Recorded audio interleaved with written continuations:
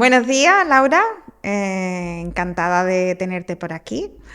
Vamos a hablar hoy de lo que es una consulta de ginecología, de todo lo que conlleva la consulta, pero antes que nada me gustaría que te conociera. Bueno, yo soy Laura Guillén, soy ginecóloga del equipo de Doctor Chacón y nada, simplemente podéis recordar que aparte del Hospital de Viamed de Santa Ángela que todos conocemos, pues al final el equipo de ginecólogos que forma parte, pues no solo pasan allí consulta, pues pasamos consulta pues en Sevilla Este, en el centro de Boaira y el centro nuevo que se ha abierto, que es el centro radiológico de Dos Hermanas. Entonces al final el equipo es muy grande y pasamos consultas en muchos sitios, aparte del Hospital de Bellavista, que todos conocemos. La verdad es que estamos encantados de que estéis aquí y que el equipo Chacón haya querido pasar aquí también consulta. Bueno, pues un poco para arrancar, ¿no? Cuando vamos a una consulta de ginecología, pues siempre tenemos esos mitos y realidades, esas preguntas o charlas que hacemos con un grupo de amigas, pero que estaría bien que tuviéramos la confianza de decírtelo como ginecóloga directamente para que tú nos aclararas esas dudas, Y esos miedos, que esos muchas veces miedos. es miedo sobre todo. Entonces, cuéntanos un poquito, ¿qué mitos hay por las redes y por la vida real? Pues aparte de mitos, como digo, también son muchos miedos y muchas veces miedo al desconocimiento. Sobre todo algo que me llama mucho la atención, ya no solo en consultas, sino en las mismas urgencias de ginecología, un motivo muy frecuente es a lo mejor una retención de un TAMPA. Y sobre todo lo que me llama la atención es que muchas veces ya no son pacientes incluso pequeños, son pacientes que ya tienen una edad y al final lo que ocurre es que nunca se han explorado. Y hay mucho desconocimiento en cuanto a la anatomía de la mujer. No sabemos explorarnos. Desconocemos al final la vulva y al final creemos que eso es un pozo sin fondo, que la vagina muchas veces tiene dientes y no es así. Al final, simplemente con una simple exploración podemos resolver un miedo tan frecuente como es que se me ha quedado el tampa y ya eso a saber dónde Se estará. Se ha pierde. perdido y a lo mejor está ya por los intestinos y no. Eso tiene un fondo y simplemente con una simple exploración podemos, y al final eso ¿dónde lo podemos tratar? Pues simplemente pues, con una consulta, en una revisión, que sepamos explicarles a las pacientes pues cómo es su anatomía, Una una autoexploración autoexploración básica. Eso que al nos final, ahorraría ir a una urgencia. claro, evitaría pues muchas veces pues motivos sobre todo agobios en una paciente cuando no son totalmente injustificados y simplemente con una exploración básica podríamos solucionarlo. Después, otra de las cosas que solemos hablar o escuchar Sí, mucho es la píldora. bueno, Esa píldora que a veces la nos la píldora han es puesto como lo peor. la Eso, enemiga de todos. exacto. ¿Qué es cierto y cómo son las píldoras de hoy en día? Pues la verdad que ante la píldora hay muchísimo miedo. Y es verdad que la píldora antiguamente tenía las composiciones que tenemos actualmente. De hecho, al final, otro de los mitos es que la píldora solo es un anticonceptivo. Es verdad que tiene uno de sus efectos es la anticoncepción, pero sirve para tratar muchísimas más patologías. Por ejemplo, la píldora anticonceptiva pues nos sirve para mujeres, chicas que tienen el síndrome de ovario poliquístico y aparte tienen pues mucho acné, un exceso de vello muy importante, pues reglas muy irregulares, entonces para eso también sirve la píldora, no solo de efecto anticonceptivo. Y por ejemplo también es un mito que nos haga engordar. Es verdad que a cada paciente le va a sentar de una forma diferente, porque existen pacientes que son más susceptibles a los cambios hormonales y puedes encontrarse pues con el ánimo un poco más débil al principio, que tengan alguna regla un poco más irregular, pero la mayoría de píldoras anticonceptivas que existen en el mercado actualmente no te van a hacer engordar. Además, de hecho, tengo incluso amigas que me han dicho, Laura, recétame otra vez las pastillas porque existen unas de nueva generación que el componente de progesterona que llevan lo que nos hacen es ayudar a evitar la retención de líquidos. Entonces me han dicho, por favor, recétamela otra vez porque antes estaba más delgada que ahora. Entonces, muchas veces tenemos el mito de me va a hacer engordar y ya por eso no las quiero. Y no es así. O también, por ejemplo, a las madres, eso le va a hacer que no tenga en un futuro mi niña no tenga bebé, que le vaya a causar infertilidad. Otro mito totalmente muy común en las consultas. De hecho, la píldora muchas veces se da incluso en tratamientos de fertilidad para controlar el momento del ciclo y poder en ese momento hacer, por ejemplo, a lo mejor una fecundación in vitro. Entonces, ¿cómo vamos a poner una pastilla si causara infertilidad justo en tratamientos de fertilidad? Entonces, pues eso también es algo que me sorprende mucho, cómo a día de hoy sigue existiendo ese miedo en la población. Bueno, a ver si nos queda claro, porque es verdad que a mí me han llegado de Sí, decir de sí, todo de la píldora. Y has dicho en un momento lo de los ovarios poliquísticos. también. También lo comentamos Eh, mucho tomando café con las amigas. Los ovarios El ovario poliquísticos. poliquístico en sí es como su nombre indica, pues al final poliquístico. Entonces las pacientes cuando vienen, cuando le han dicho, mi hija tiene ovario poliquístico, ya se creen que tienen muchísimos quistes y quistes peligrosos. Y no es así. Es verdad que el ovario tiene mucha cantidad de folículos, pero eso no implica que tenga quistes. ¿Qué es lo que va a conllevar el ovario poliquístico? Pues sí, va a conllevar que tengas reglas irregulares, muchas pacientes pues le cuesta un poquito más perder peso, es lo de la llamada resistencia a la insulina. Entonces es verdad que es un conjunto de síntomas, es más bien un síndrome. Entonces es verdad que existe medicación para tratarlo, por ejemplo la anticonceptiva, ¿vale? Y otro tipo de suplementos, de vitaminas que nos ayudan a regular este tipo de reglas irregulares. Y es más bien un trastorno, un desequilibrio que hay a nivel hormonal, pero no significa que tengas quistes malos, no significa que vayas a ser infértil. Hay veces que cuesta más quedarse un poco más embarazada, pero simplemente, yo se lo explico siempre a mis pacientes igual, es como la que tiene que coger un autobús, pues ese autobús no va a llegar todos los meses a la misma vez. Entonces, porque como tienes reglas irregulares, pues va a haber meses que a lo mejor ese autobús llegue pues 2 días más tarde, o ese autobús a lo mejor ese mes no va a llegar. Entonces, pues como esa ovulación no es tan regular, pues hay veces que cuesta un poquito más quedarte embarazada porque no eres tan regular, pero no porque tengas problemas en los ovarios, no tengas quistes malos, por así Un decirlo. poquito más de control, ¿no? Un poquito más Exactamente, requiere de pues a lo mejor seguimiento un seguimiento en contigo, consulta un claro. poquito más exhaustiva, a lo mejor pues tenemos que vernos un poco más, a lo mejor una revisión normal, que ahora también lo hablaremos, pues anual, pues no hace falta que nos veamos si en todas las pacientes que se haga una revisión anual, pero hay veces que hay pacientes que sí requieren anual o incluso semestral los controles porque tienen algún problema de que hay que tratarlo un poco de forma más regularmente. Vale, pero dejemos claro que unos ovarios poliquísticos no es una paciente con riesgo de cáncer No, para de nada, ovario, porque eso se ha escuchado. nada, nada, no Uy, tienen ovario más, poliquístico, pues yo me he enterado que si tienes ovarios poliquísticos nada. eres Para nada, no nada, tienen más riesgo de es cáncer, nada. que, Tienen más riesgo, pues eso, de tener algún exceso de peso, de pues algún problema de ese tipo, de que te cueste un poquito más perder peso, de que tengas un poco más de exceso de vello, de acné. Es verdad que tienes pues un desequilibrio a nivel de los andrógenos con respecto a los estrógenos. Entonces, el componente androgénico, que es la testosterona sobre todo, que es el que hay en el varón, pues el que te hace pues tener ese tipo de sintomatología. Pero obviamente para eso estamos nosotros, para controlarlo, tratarlo y quitar esos miedos. pues siguiendo el tema tabú o miedos, también hay una de las cosas que también escuchamos más, los flujos. Olor, sin olor, aspecto, ¿cuándo nos debemos preocupar? ¿Cómo los flujos de una mujer? Al paso de también los años, porque no es lo Y depende mismo. del momento, porque no es Exacto. lo mismo pues, una mujer en edad fértil o incluso estando embarazada que una mujer ya que ha tenido la menopausia.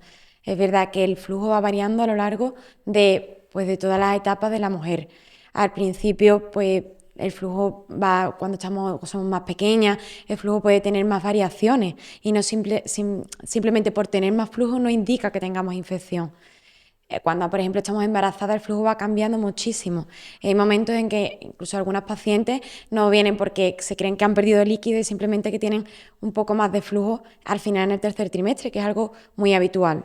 Entonces, es verdad que hay que vigilarlo porque hay veces que el flujo nos puede dar una pista de que está habiendo una infección, pero normalmente cuando hay un cambio en la coloración del flujo o en la consistencia también se viene asociado con síntomas.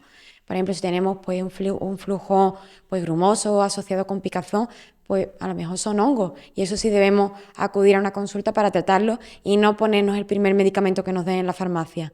Sobre todo cuando tengamos dudas, lo mejor es ir a una consulta de Ir, ginecología, ¿vale? es Para verdad. al final, pues si hace falta coger un cultivo o si hace falta hacer alguna prueba complementaria, lo mejor siempre es a través de un especialista y no sobretratarnos. Laura, hablando, como estábamos hablando de los flujos y demás, has comentado una cosita que me he cogido ahí, los hongos.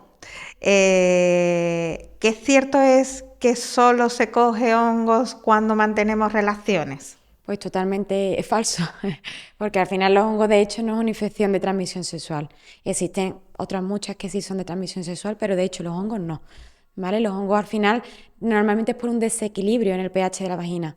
Suele acontecer sobre todo cuando estamos quitándonos de la regla y mejora cuando estamos con la regla, porque simplemente hay una alteración en el pH de la vagina que lo que provoca es que proliferen pues, las levaduras, que son los que provocan los síntomas de la micosis. Entonces, muchas veces, pues la paciente cree pues, que es un problema pues, como tan frecuente como puede ser una candidiosis, es que me la ha pegado porque he tenido una relación de riesgo. Pues precisamente no. Los hongos al final no tienen nada que ver con una infección de transmisión sexual. Entonces, muchas veces también tenemos ese mito asociado a que cualquier infección de tipo vaginal se ha transmitido por una relación contacto sexual de riesgo y no es el caso. No es el caso. Muchas veces simplemente pues son pues que estamos más estresadas, se nos bajan las defensas, pues usamos ropa íntima que no es la adecuada o también otra cosa que veo mucho en la consulta, cuando tenemos una infección o aumenta el flujo, tendemos como a sobrelavar mucho la zona. Entonces, muchas veces esa higiene excesiva también puede provocar muchas infecciones, porque al final la higiene excesiva lo que hace es arrastrar completamente toda nuestra flora. Y al final lo que hacemos es provocamos una alteración nosotros mismos en nuestra flora vaginal, que nos deja desprotegidas totalmente. Y al final lo que hacemos es nosotros mismos nos perjudicamos con esa higiene tan alarmante, tan excesiva, por el hecho de querer estar limpia. Muchas veces lo mejor es 1-2 veces al día y con eso va de sobra. Vale. Con respecto a que los hongos no, ya nos ha quedado claro que no es de enfermedad de transmisión sexual. ¿Es verdad que se ha elevado mucho el tema de otra vez de las enfermedades de transmisión sexual por el tema de, por ejemplo, no estamos tomando la píldora, ya Exacto. me bajo la guardia, porque ahora es verdad que tenemos más relaciones? ¿Qué recomendarías para esas personas Lo que que... recomendaría, lo que hablábamos también un poco antes de cuándo deberíamos irnos al ginecólogo. No existe pues una edad concreta, no existe pues cuando he tenido relaciones.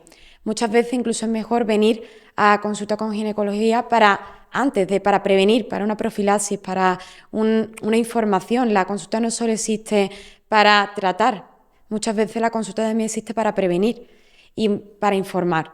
Y muchas veces tenemos que saber elegir cuál es el método anticonceptivo adecuado a mi caso. Y muchas veces pues hay chicas que usan la píldora para no quedarse embarazadas y no saben que existen otras muchas cosas perjudiciales que pueden coger con una relación sexual sin protección. Entonces, si no tenemos una pareja estable, pues lo ideal sería usar un método de barrera, el preservativo. Aparte, si tenemos otro problema, como hablábamos, pues un ovario poliquístico, pues unas reglas irregulares, podemos asociar al anticonceptivo, pero no por el efecto anticonceptivo, sino para tratar esa patología en cuestión. Entonces, es muy importante hacerles ver a las chicas que si no tenemos una pareja estable, el método barrera es el método de elección y no otro tipo de anticonceptivo, porque obviamente existen muchísimos métodos anticonceptivos. Está el DIU, está dentro del DIU el DIU de cobre, el DIU hormonal, las pastillas, los parches, hay infinidad, porque cada paciente, cada mujer necesitamos un método. No hay tantos tipos porque cada persona es un mundo, cada persona tiene sus particularidades y tenemos que hacer un tratamiento individualizado. Eso, lo mejor, que eso es otra de mis preguntas, lo mejor es ir a la consulta del ginecólogo con la confianza de que no solo vamos a ir a hacerme la revisión, citología, ecografía, no, vengo a informarme. Todavía tenemos muchas preguntas tabú, muchas que cuando estamos delante del profesional no somos capaces de decirlo y o lo consultamos con una amiga o lo consultamos con el internet o con la vecina. Dejemos de tener miedo a esas preguntas tabú y cuando nos sentemos delante tuya o de algún compañero, ser capaces de transmitir todos nuestros miedos, dudas, consultas ¿Cuáles son esas preguntas tabú que a vosotros muchas veces os Pues mira, cuesta? muchas veces tengo yo que ser la que pregunta a las pacientes, por ejemplo, con el tema de la menopausia. La menopausia es como la gran olvidada. Es verdad que ahora ya poco a poco se está viendo un poquito más reforzado a nivel de los síntomas que puede experimentar la mujer, pero antiguamente, pues tener esos focos era pues normal, ya se te calmarán o abanícate, era lo típico que le decía a lo mejor incluso el mismo ginecólogo de hace 50 años a sus pacientes, pero hoy en día hemos visto que no es simplemente abanicate y existen muchos síntomas que acontecen después de ese periodo de la mujer que tenemos que saber acompañarla. Muchas veces la mujer no te lo dice por vergüenza, no te dice pues yo ya no disfruto pues de las relaciones sexuales o me encuentro más seca o tengo sofocos o he aumentado de peso, ya es como que se ve que es normal y no es normal. Es verdad que hay transiciones que, yo también lo digo, cada etapa de la mujer es un momento que tenemos que saber llevar. Igual que tenemos la etapa prepuberal o la etapa fértil o la etapa de la embarazada o la etapa de la menopausia, no tenemos que hacerla patológica. Es una transición fisiológica de la mujer, pero tenemos que saber acompañarla y saber tratarla porque hay veces que necesitamos un tratamiento. Y muchas veces esos síntomas se olvidan. Y la mujer, pues por vergüenza o por miedo a contárselo a su ginecólogo o a su ginecóloga, pues no lo transmiten. Y eso es muy importante que a día de hoy dejemos esos miedos en casa y lo contemos en la consulta. Que existen, que pueden ayudarte, Exactamente. que te pueden, por ejemplo, las pacientes que han tenido un tratamiento de quimio, ¿vale? Yo como paciente que he tenido tratamiento de quimio, es verdad que tienes la menopausia química, Me parece ya no es quirúrgica por, muchas veces. efectivamente, o quirúrgica. No es solo haber tenido cáncer de útero, ovario, no, cualquier tipo de cáncer que te hayan tenido que poner un tratamiento de quimio, pues después de ese tratamiento puedes tener una menopausia química quirúrgica, sequedad vaginal. Es muy importante que cuando acabas ese tiempo de tratamientos de quimio y de oncólogo, te dediques a paro y voy a pedir una consulta con mi ginecólogo. Exactamente, porque existen a nivel, pues a lo mejor cuando es un cáncer ginecológico, pues a lo mejor no podemos usar una terapia estrogénica, una terapia hormonal, pero podemos usar otro tipo de terapia y sobre todo acompañar a la paciente, porque muchas veces esas pacientes se ven un poco olvidadas. Y simplemente, pues al final la consulta no solo existe para poner, como me decíamos antes, un tratamiento, sino muchas veces para prevenir, para saber acompañar y saber qué síntomas estamos teniendo, en qué podemos ayudarla. Entonces, muchas veces esa revisión, como dice, después de ese proceso, pues es muy importante. Saber ayudarlas en ese momento que al final es un periodo en el que estamos más vulnerables y tenemos que saber guiarlas, saber reconducir un poquito y a veces que no se pueden dar todo el arsenal terapéutico que tenemos, pues por ejemplo, lo que hablábamos para la menopausia, pero si tenemos otro tipo de terapias no hormonales que podemos acompañar y podemos ayudar y a lo mejor, claro, a mejorar la calidad de vida, porque antiguamente la calidad de vida en la mujer pues no era tan valorable, pero hoy en día tenemos que saber cuidarnos, pero tenemos que nosotras mismas dar ese pistoletazo de salida y saber qué es lo que queremos nosotras mismas y saber cuidarnos nosotras. ¿Cuál de otras preguntas tabú que se te venga ahora mismo a la memoria es habitual tener en la consulta? Pues, por ejemplo, también la libido. Por ejemplo, es un tema que muchas veces pues, pasa desapercibido y a lo mejor tú en tu cabeza pues dices, ¿será que no me gusta ya pues mi pareja? ¿O será que yo soy un bicho raro, que no tengo ganas de...? Y muchas veces es que al final la libido es un factor que engloba muchísimas esferas, no es solo a nivel orgánico, al final también pues el hombre muchas veces pues siempre tiene ganas. ¿Por qué? Porque al final el hombre funciona diferente a nosotras y nosotras somos mucho más complejas. Los hombres son muy simples. Le vas a dar la razón a los Al hombres, final, ¿eh? los hombres son muy simples, entonces nosotras necesitamos un poquito más. Y al final, pues, la mujer hoy en día lleva muchísimas cosas. Lleva, pues, sí, la casa, los niños, el trabajo, y al final, pues, no somos un interruptor on-off. Necesitamos otras muchas cosas más. Entonces, al final, pues, muchas veces hace falta comentarlo en consulta. Hay veces que existen, pues, unas vitaminas, existen, pues, cosas que podemos nosotras recetar o hacer simplemente una revisión, porque a veces que pues a lo mejor no es solo algo que nos está afectando a nivel personal, también a lo mejor hay algo estructural o algo orgánico, que para eso también está la consulta, pero simplemente el comentarlo muchas veces yo creo que quita un peso de encima, porque a lo mejor nosotros estamos creyendo que es algo raro, que me está pasando solo a mí, y es un motivo de consulta súper frecuente, lo que pasa que es un tabú, nadie lo comenta hasta que a lo mejor nosotros decimos, pero hay veces que con los tiempos de consulta pues vamos un poco a tiro hecho y hay veces que eso pasa desapercibido. Y es verdad que a lo mejor estamos con algún fármaco que también nos está inhibiendo un poco el apetito sexual y es verdad que eso simplemente por comentarlo pasa desapercibido y nos vamos a casa con eso sin resolver. Claro. Hablando de la consulta, cuando vamos a una consulta, bueno, antes que nada, nos ha quedado claro que una revisión anual es lo mejor, lo casi obligatorio. Sí, al final no existe un tiempo, a ver, una revisión anual es lo más recomendable, porque en un año pueden pasar muchísimas cosas, entonces más o menos como el tiempo establecido para hacer pues una revisión a nivel de todo, a nivel pues citológico, pues cribado ecográfico, de mamas, de densitometría, porque muchas veces pues las mujeres menopáusicas hay que hacer un poquito más de control pues a nivel de los huesos, pues a nivel del pecho, entonces todos los cribados lo suyo es hacerlos anualmente. Pero es verdad que hay mujeres pues, que van a requerir un seguimiento un poco más estricto, a lo mejor semestral, ya depende de la patología de cada paciente, pero lo ordinario, por así decirlo, sería anual.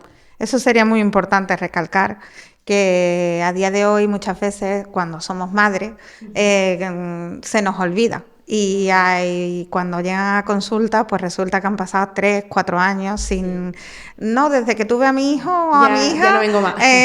pues hace 3, 4 años. Sí. Y nos encontramos pues a veces con patologías que han podido ser detectadas. Sobre todo si estamos asintomáticas, realmente no existe pues un periodo de latencia que tengamos que ir al ginecólogo, pero sobre todo cuando hay algún síntoma y lo estamos olvidando, lo estamos dejando pasar atrás, pues por ejemplo, muchas veces pues es que llevo teniendo sangrados muy irregulares o sangrados muy abundantes desde hace un año. Y a lo mejor la paciente pues tiene una anemia brutal y no ha ido porque a lo mejor eso, que está tan alterado con la casa, con sus hijos, que ella misma pues ha pasado desapercibida. Entonces pues en esos casos sí que es muy importante tener un control regular. Vale, importante, revisión mínima anual, pero siempre asesorarnos con nuestro ginecólogo para que sea él el que marque los tiempos. Que marque los tiempos, exactamente. Efectivamente. Cuando vamos a una consulta de ginecología, lo normal, nos acabas de decir, el tema de citología, la prueba ecográfica, pero también nos llevamos tareas. O sea, casi siempre es una ecografía de mama, una mamografía, una densitometría, dependiendo de las edades. ¿Qué importancia es que tengamos esos controles también? Claro, al final es lo que hablábamos desde un principio, la consulta también está pues para prevenir y al final el cribado es eso, es prevenir una enfermedad que sea muy común en la población y que podamos tratarla de forma precoz. Por ejemplo, la citología pues lo que previene es el cáncer de cuello de útero, entonces pues simplemente con una prueba tan sencilla como es una citología pues podemos prevenir un cáncer que si lo dejamos pasar es verdad que es un cáncer que tiene que progresar a lo largo de muchos años para llegar a provocar una agresividad, claro, ¿no? Una agresividad importante de la mujer, pero es verdad que si hacemos un cribado citológico, pues vamos a prevenir una enfermedad que es potencialmente grave. Pues después también el cáncer de mama, si pedimos una ecografía, una mamografía a partir de los 45 o 50 años, que es cuando hay que pedirla, pues vamos también a prevenir por el cáncer de mama, que hoy en día, por desgracia, es el más frecuente entre las mujeres. También la densitometría ósea, pues a partir de la menopausia, el hueso en la mujer pues se hace más carente, tenemos más riesgo de tener fracturas patológicas. Entonces, pues simplemente con una densitometría, pedida de forma regular o en función de cómo esté la primera que pidamos, pues vamos a prevenir también pues fracturas. Simplemente, pues a lo mejor recomendando simplemente algo tan sencillo como es la vitamina D, el calcio, o incrementar un poco el ejercicio de fuerza en la mujer, que también es un gran olvidado.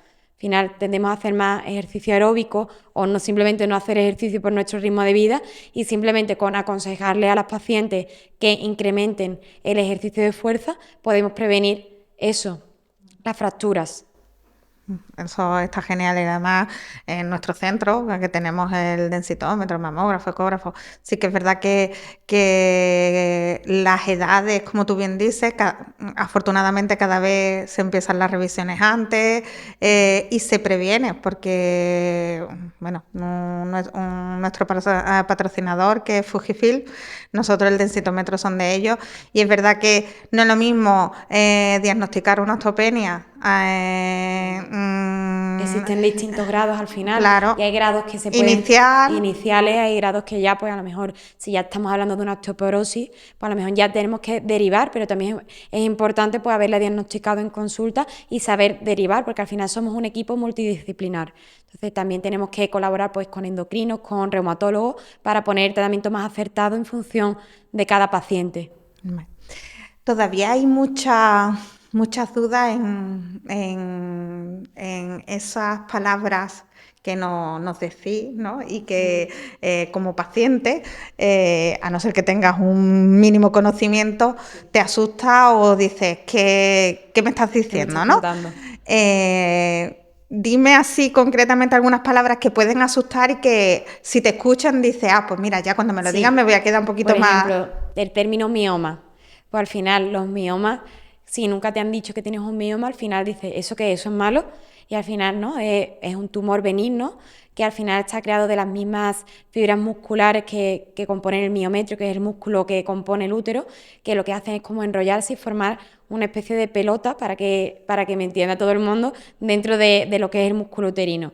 Y al final es una patología que es muy frecuente, es una patología benigna de la mujer, que muchísimas pacientes lo tienen, pero al final no implica que sea algo malo. Es verdad que hay veces que cuando diagnosticamos un mioma, en función de la localización que tenga, en función del tamaño que tenga, pues vamos a establecer unos tiempos de seguimiento diferentes. O en función del momento en el de la mujer, depende si a lo mejor estás buscando un embarazo, pues a lo mejor depende también del tiempo de seguimiento que te tengo que dar en consulta para saber si ese mioma puede repercutir a la hora de la fertilidad. Pero es verdad que es un término que asusta mucho. Sí, mioma es como algo malo, ¿no? Y muchas veces simplemente es falta de explicación, de valoración en consulta, que con explicarlo, pues las pacientes se quedan mucho más tranquilas. Laura, ¿es normal que la regla duela? A ver, la regla a veces que duele, ¿vale? Tiene un componente inflamatorio en el que al final lo que se liberan son prostaglandinas y eso lo que repercute es contracciones uterinas que va a provocar la descamación del endometrio, que es la capa que descamamos con la regla. Siempre va a haber un componente en el que es normal que algo duela. Lo que no es normal es que nos incapacite nuestra vida diaria, que nos tengamos que quedar acostadas por la regla, eso no es normal. Y al final es un motivo de consulta pues que nos llega de forma muy habitual.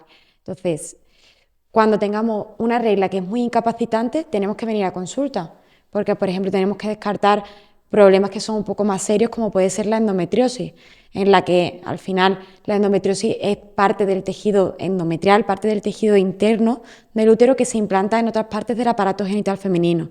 Y ahí sí que tenemos que poner un tratamiento, tenemos que resolver el problema que hay de base.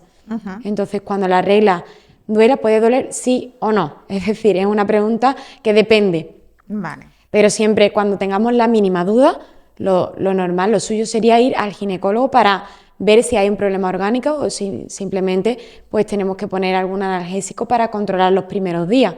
Pero cuando nos asalte la duda, lo mejor es ir a una revisión. Vale.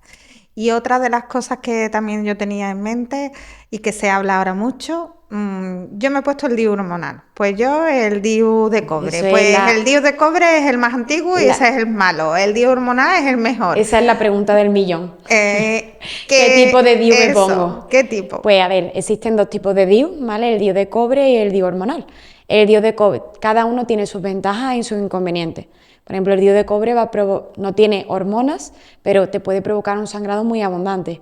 Y al final el DIU hormonal, pues no es un DIU, como su nombre indica, hormonal, como el Mirena, por ejemplo, que te va a controlar la regla de forma pues más regular, no vas a tener esos sangrados tan abundantes, pero tiene el componente hormonal que a todas las pacientes no le siente de igual forma. Entonces, pues, como decíamos al principio, hay que individualizar. Hay pacientes en las que va a ser más adecuado que tengan pues una regla muy escasa y a lo mejor el DIU de cobre es su solución, y hay mujeres que si ya vienen con un sangrado excesivo, el DIU de cobre, aunque no quieran nada hormonal, para nada va a ser su método. Existen otros métodos como la píldora, el parche, el anillo, existen muchísimos métodos, porque hay tantos métodos porque cada paciente es un mundo, lo que hablábamos al principio. Claro. Entonces tenemos que adecuarnos a las necesidades de cada una. Vale. Oye, Laura, me ha encantado, porque es verdad que me voy con muchas de las dudas resueltas y ojalá todas las personas que vean este podcast les ayude igual que me ha ayudado a mí, porque yo de radiología todo, pero de ginecología ahora estoy aprendiendo. Que así para terminar, pues nada, cuéntanos un poquito. A modo de cierre, simplemente pues hacerle ver un poco a las pacientes que la consulta de ginecología no tiene que venir con miedo, no tiene que venir con esos tabúes. No existen pues preguntas inapropiadas, no existen preguntas tontas. Al final es un espacio seguro en el que la paciente tiene que sentirse cómoda y tiene que desahogarse y contarnos pues sus preocupaciones, sus inseguridades, que estamos ahí para resolverlas. No solo existe la consulta de ginecología para una revisión, también existe para que nos comenten pues sus inquietudes y poder resolverlas. No existe ya un perfil autoritario de médico-paciente. Al final estamos en una posición en la que estamos abiertos a cualquier pues duda que nos puedan nos puedan preguntar y estamos aquí para ayudarla. Pues muchísimas gracias, de verdad. Encantados de que formes ya parte del equipo de Centros Radiológicos Dos Hermanas, que el equipo Chacón esté con nosotros. Es un lujo, para mí es uno de los mejores equipos de Sevilla. Y nada, y ojalá que haya resuelto muchas dudas. Bueno, Gracias. muchas gracias por invitarme. Gracias.